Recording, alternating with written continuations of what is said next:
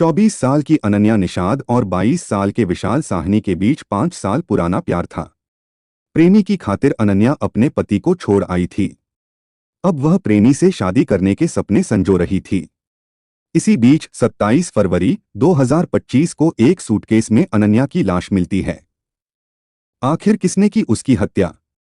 पूरी कहानी जानने के लिए अंत तक मेरे साथ बने रहें। नमस्कार दोस्तों, मैं विनय कुमार।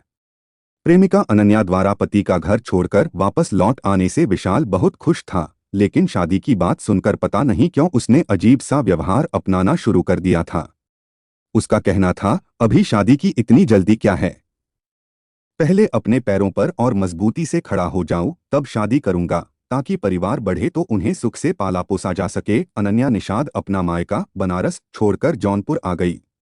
यहाँ उसने पौष इलाके मछलीशहर मोहल्ले में वकील विमलेश का एक कमरा किराए पर ले लिया और अकेली रहने लगी थी। उसकी आर्थिक स्थिति इतनी मजबूत नहीं थी कि वह घर बैठे खुशहाल जीवन बिता सके।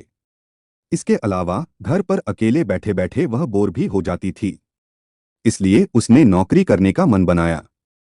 फिर क्या था, मकान मालिक वकील की मदद से उसने स्टाइल बाजार स्थित एक शॉपिंग मॉल में नौकरी शुरू कर दी। इससे उसकी आर्थिक स्थिति में सुधार होने लगा और समय भी अच्छे से कटने लगा था। रात की ड्यूटी से वापस घर लौटने के बाद वह विशाल से घंटों प्यार भरी बातें करती थी और जल्द शादी करने के लिए उस पर दबाव भी बनाती थी। वाराणसी के मूड़ादेव तिहरी गांव के रहने वाले अनन्या और विशाल सगे पट्टीदार थे। 2019 में दोनों ने एक दूसरे से प्यार का इजहार किया। 3 साल तक उनका प्यार छिपा रहा, लेकिन जब गांव में चर्चे हुए तो अनन्या के पिता जय कुमार ने उसका घर से निकलना बंद कर दिया और विशाल को उसके पिता राकेश ने केरल भेज दिया। जय ने अनन्या की शादी अशोक से कर दी, लेकिन उसने पति को स्वीकार नहीं किया। 6 महीने बाद तलाक हो गया। अनन्या ने मायका छोड़कर जौनपुर में नई जिंदगी शुरू की और विशाल से शादी की उम्मीद रखी, लेकिन विशाल का प्यार खत्म हो चुका था। विशाल साहनी अपना मन बदल चुका था। दरअसल जो विशाल अपनी अनन्या से अंधा प्यार करता था, उसके दिल में अब वह प्यार नहीं रह गया था। उसे अनन्या अब बेकार लगने लगी थी। दिखावे के लिए वह उस पर जान छिड़कता था, लेकिन भीतर ही भीतर उससे नफरत करने लगा था। विशाल अब सिर्फ उसके सुंदर और आकर्षक शरीर से प्यार करने लगा था, ताकि वह अपनी शारीरिक इच्छाओं को समय समय पर पूरा कर सके। अनन्या विशाल के इस घृणित विचार से अनजान थी। वह आज भी उसे समुद्र की गहराइयों की तरह प्यार करती थी और उस पर विश्वास भी करती थी। लेकिन विशाल के मन में क्या चल रहा था, इससे वह अनभिज्ञ थी। इसी साल के फरवरी महीने के पहले सप्ताह में विशाल केरल से बनारस अपने घर आया था। अनन्या का मोबाइल नंबर उसके पास था ही। दोनों फोन पर घंटों मीठी मीठी प्यार भरी बातें करते थे। अनन्या उससे शादी करने की बात कहना नहीं भूलती थी। अनन्या के बार बार शादी के दबाव से अब विशाल बुरी तरह परेशान रहने लगा था और अनन्या से जल्द छुटकारा पाने के उपाय ढूंढने लगा था। अनन्या एक तरह से उसके गले की हड्डी बन गई थी। अनन्या नाम की गले की हड्डी से कैसे छुटकारा पाया जाए, इसके लिए वह तरकीबें ढूंढने लगा। एक तरकीब उसके मन में खतरनाक रूप ले चुकी थी और वह थी अनन्या की हत्या। यानी उससे छुटकारा पाने के लिए उसे मारना होगा। अपने प्लान के मुताबिक 24 फरवरी 2025 की शाम 4 बजे विशाल बनारस से बस से जौनपुर के लिए चला और रात 8 बजे जौनपुर पहुंच गया। 2 घंटे इधर उधर बिताकर रात 10 बजे वह अनन्या के कमरे पर पहुंचा। उसने प्रेमिका अनन्या को फोन पर पहले ही बता दिया था कि वह उससे मिलने जौनपुर आ रहा है। प्यार से मिलन के लिए अनन्या बेसब्री से विशाल का इंतजार कर रही थी।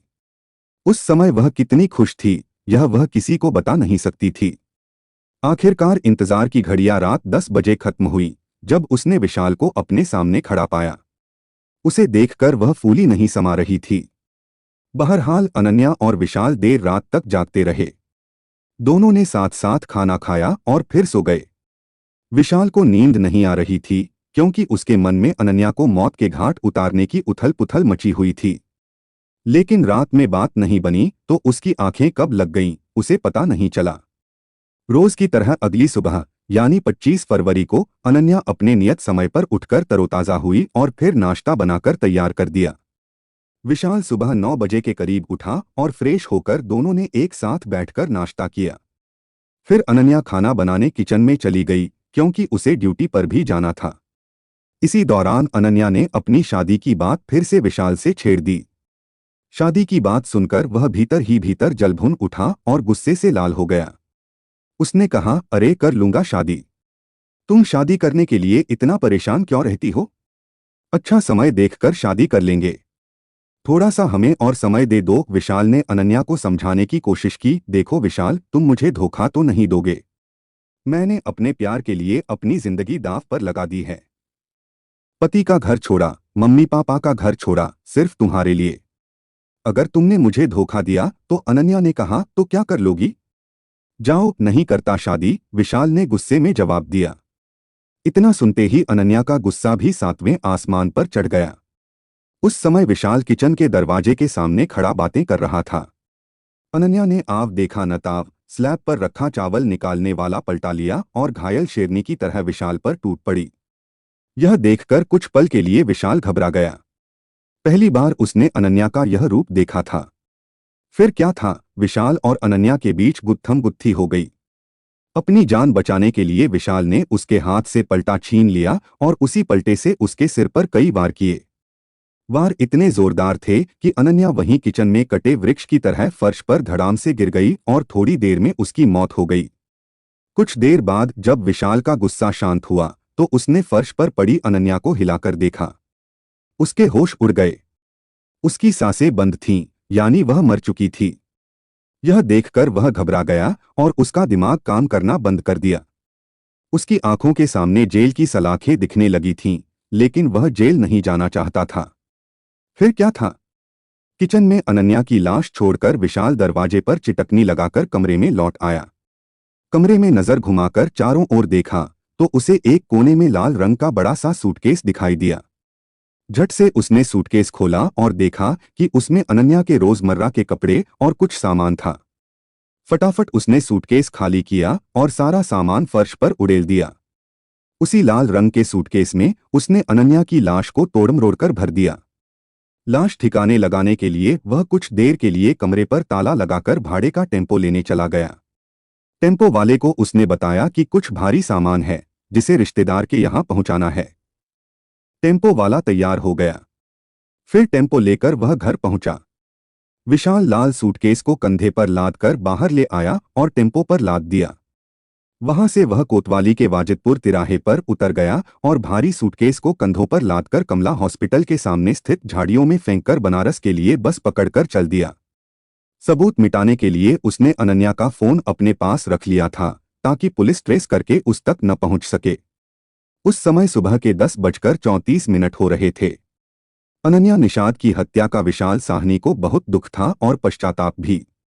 अपने पश्चाताप को कम करने के लिए उसने सिर मुंडवाया और गंगा घाट पहुंचकर नदी में डुबकी लगाकर खुद को पापमुक्त होने का एहसास किया। इतना ही नहीं, सबूत मिटाने के लिए उसने अनन्या के मोबाइल फोन को नदी में प्रवाहित कर दिया। फिर आराम से अपने घर बनारस लौट गया। इधर 27 फरवरी 2025 की सुबह एक राहगीर ने झाड़ी के पास लाल रंग का सूटकेस देखा तो उसका मन चहक उठा। वह यह सोचकर उस ओर बढ़ा कि शायद उसमें कोई कीमती सामान होगा।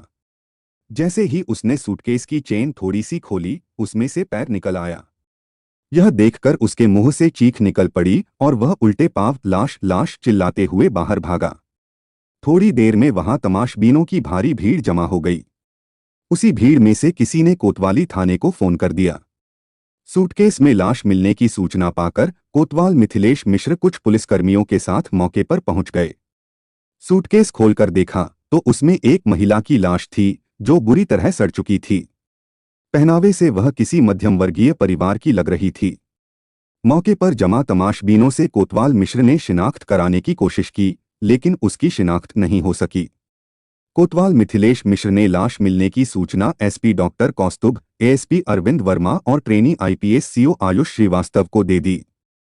सूचना पाकर सभी पुलिस अधिकारी थोड़ी देर में मौके पर पहुंच गए।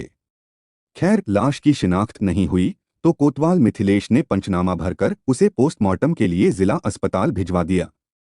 अगले दिन यानी 28 फरवरी की सुबह अनन्या के माता पिता उसे ढूंढते हुए जौनपुर कोतवाली थाने पहुंचे अपनी बेटी की गुमशुदगी की रिपोर्ट दर्ज कराने के लिए।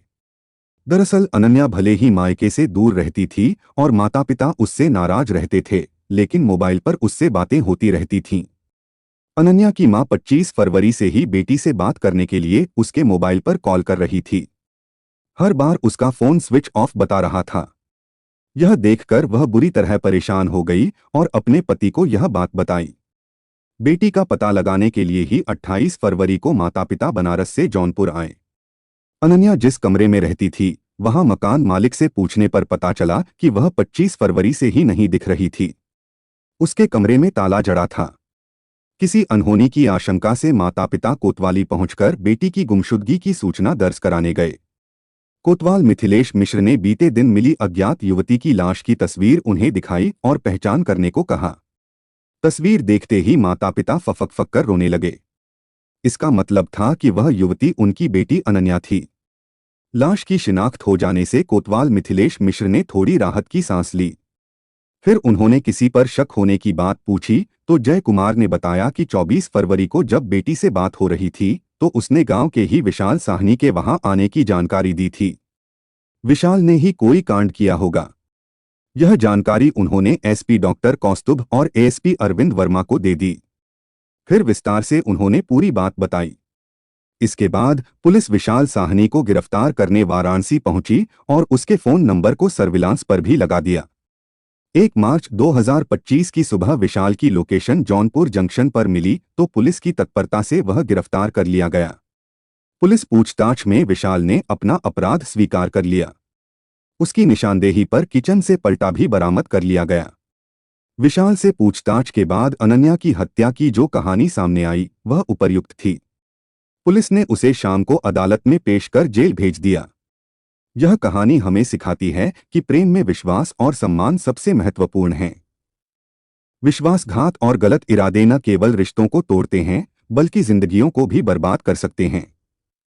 हिंसा किसी भी समस्या का समाधान नहीं है। हमें अपने रिश्तों में संवाद और समझ को बढ़ावा देना चाहिए और सामाजिक बंधनों का सम्मान करते हुए अपने निर्णय लेने चाहिए। प्रेम को हिंसा का नहीं बल्कि स्नेह और विश्वास का प्रतीक बनाएं।